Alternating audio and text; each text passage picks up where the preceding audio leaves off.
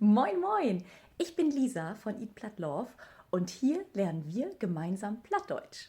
Und weil es gerade Winterzeit ist und gefühlt jede und jeder Zweite um mich herum krank ist, habe ich mir überlegt, lernen wir doch mal, wie wir die gute Besserung wünschen auf Platt. Zum Beispiel, ich wünsch die gode Betern, komm fix wedde op de Bein. Also, die gute Besserung ist auf Plattdeutsch de gaude Bätern.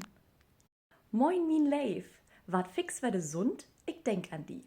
Also, moin moin mein Liebe oder mein Lieber, werde schnell wieder gesund, ich denk an dich. Moin, bann ich leve gröt und gaude Bätern. Super liebe Grüße und gute Besserung.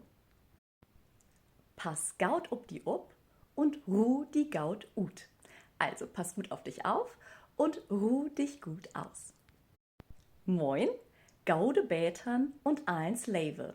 Wart fix werde munter, also werde ich da schnell wieder gesund.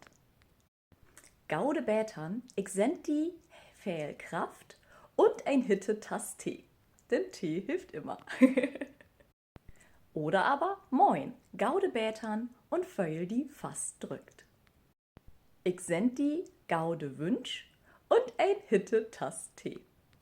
Oder aber auch, nun zum Abschluss, ich wünsch die gaude Bätern und heil viel Ruh, damit du fix, wenn du ob de Bein kaum deist. Und wenn du dir jetzt sagst so, shit, also ich würde das total gern verschicken, aber ich weiß überhaupt nicht, wie ich das schreiben soll, gar kein Problem. In dem WhatsApp-Kanal, den du unter den Link in meiner Bio findest, habe ich die ganzen Nachrichten einmal so vorbereitet, dass du sie direkt rauskopieren und weiterleiten kannst. Das verrate ich auch keinem. Also, bleib mir schön gesund und munter, hol jau fuchtig und falls ich irgendetwas vergessen habe oder ihr vielleicht eine andere Übersetzung braucht, schreibt mir das gerne in die Kommentare und ich wünsche euch das Beste, bleibt schön gesund.